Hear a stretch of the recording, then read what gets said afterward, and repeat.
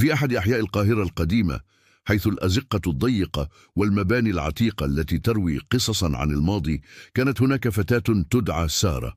كانت سارة في 20 من عمرها، ذات شعر أسود طويل وعينين داكنتين، وكان جمالها الهادئ يميزها بين أقرانها. كانت تسكن في منزل صغير بالقرب من سوق الخضار، حيث اعتاد الناس على سماع أصوات الباعة والمارة الذين يملؤون الشوارع بالحياة. لم تكن سارة فتاة عادية، فقد كانت تسعى دوما للبحث عن معنى أعمق للحياة. كانت تحب القراءة في كتب التاريخ والأدب، وتستمتع بمشاهدة الأفلام التي تتعلق بالغرائب والعوالم الأخرى، وكان لديها إيمان قوي بوجود أمور خفية وراء ما نراه.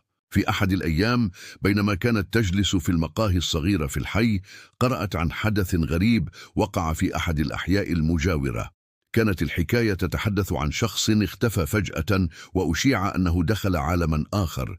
لم تهتم سارة بالأمر كثيرا في البداية، لكن شيئا في قلبها كان يخبرها بأن هناك شيئا غريبا يحدث في مدينتها. وذات مساء، بينما كانت تسير في الطريق إلى منزلها بعد يوم طويل من العمل في المكتبة، لاحظت شخصا يقف أمام أحد المقاهي القديمة. كان الرجل غريبا في مظهره، شعره طويل ومربوط إلى الوراء، وملابسه أنيقة لكنها تحمل لمسة من العصور القديمة. كانت عيناه كالنيران تتلألأ باللون الأحمر الداكن.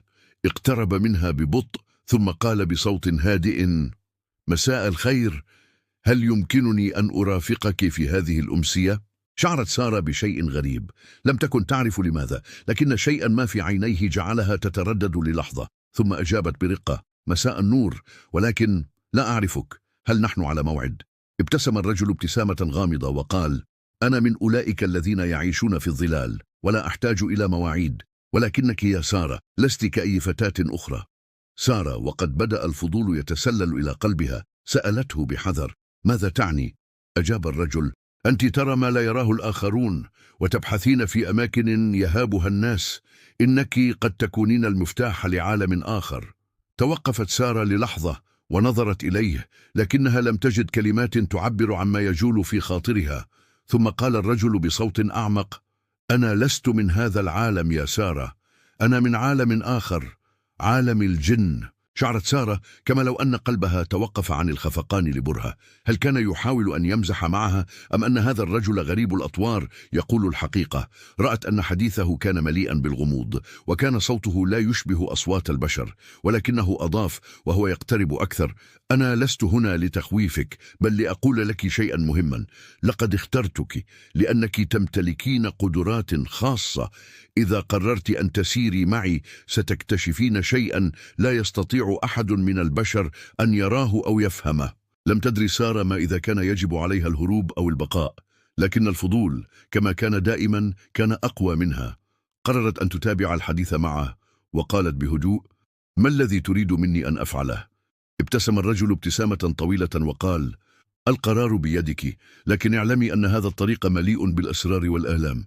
أنت الآن على مفترق طرق بين عالمين، ستعيشين في عالم جديد، ولكن الثمن سيكون غاليا. وهكذا بدأت سارة رحلتها مع هذا الرجل الغريب. كلما قضت معه وقتا أطول، كانت تكتشف أشياء عجيبة. كان يمكنه أن يتحرك بسرعة فائقة، وكان يملك قوة غريبة تجعله يتحكم في الأشياء من حوله. تحدث إليها عن عالم الجن، وعن كائنات تعيش بيننا دون أن نراها، وعن صراعات قديمة بين عالم البشر وعالم الجن. مرت الأيام، وسارة لم تعد هي نفسها.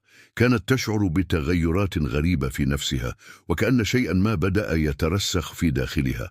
أصبحت قادرة على سماع أصوات غير مرئية، ورؤية ظلال تلتصق بالجدران في الأماكن المظلمة. في البداية شعرت بالخوف، ولكن مع مرور الوقت بدأت تستوعب قدراتها الجديدة. ومع مرور الوقت أصبحت سارة أكثر قربا من هذا الرجل الذي كان يدعى آزاد. كان يروي لها قصصا عن عالمه، عن مملكة الجن، وما تحتويه من مخلوقات قوية وأسرار لا يعرفها البشر، لكنه لم يكن يخبرها بكل شيء.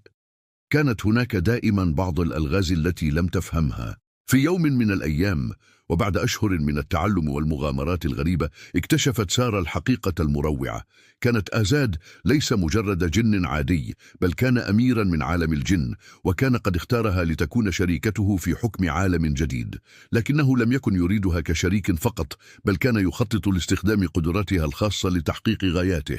كان يعتقد أن سارة هي الجسر الذي سيربط بين عوالم البشر والجن. شعرت سارة بالخيانة. كانت قد أحبته بصدق، ولكن الآن أصبح واضحا لها أن مشاعره كانت جزءا من خطة أكبر. كانت الحيرة والشكوك تملأ قلبها، لكنها أدركت أنها لا يمكن أن تظل في هذا الطريق. كان عليها أن تختار، إما أن تكون جزءا من عالم غريب، أو أن تختار عالم البشر الذي ينتمي إليه قلبها. في النهاية اختارت سارة العودة إلى حياتها الطبيعية. على الرغم من أنها كانت قادرة على التواصل مع عالم الجن، إلا أن قلبها كان يرفض أن يظل جزءا من هذا العالم الغامض. كانت ترغب في أن تعيش حياة بسيطة، بعيدا عن الصراعات والأسرار التي لا تنتهي. لكن آزاد لم يتركها بسهولة. كان قد أعطاها هدية، قدرة على التواصل مع عالمه كلما أرادت. كانت هذه الهبة عبئا ثقيلا عليها، ولكنها قررت أن تستخدمها بحذر، وأن تكون دائما في الجانب الصحيح من الصراع. ومع مرور الوقت اختفت آثار تلك الأيام الغريبة من حياتها، لكنها كانت تعلم في قلبها أنها لن تنسى أبدا آزاد وعالم الجن الذي لم يكن سوى ظل في الظلام.